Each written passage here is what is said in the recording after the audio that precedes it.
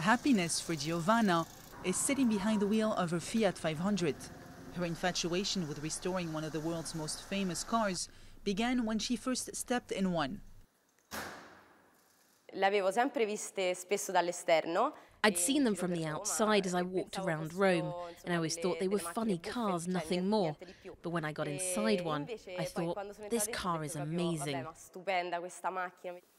The 23-year-old did not hesitate to hunt down rusty and unsafe relics and teach herself how to restore them. It took her 2 years to restore her own, which she bought for just 2,000 euros. All'inizio su Google ho detto, ma perché non parte Fiat 500? At the start, I did an internet search for why a Fiat 500 won't start. That was the start of a year's studying in books, on forums. I learnt a lot from dismantling the parts. This 1968 Fiat 500 is her next project. Giovanna hopes to eventually sell it for 10,000 euros, but there's a lot of work still to be done.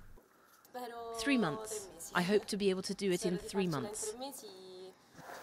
The architecture graduate has not yet found a way to make a living out of her passion, but she hopes it's only a matter of time. È vero che c'è crisi. There's an economic crisis, but I think that just means we have to look outside the box, to reinvent a job, a future, in a world that has clearly changed. Un lavoro, un futuro, in un mondo che è comunque sicuramente cambiato. While the Fiat 500 remains her first love, Giovanna will soon turn her skills to other classic vehicles.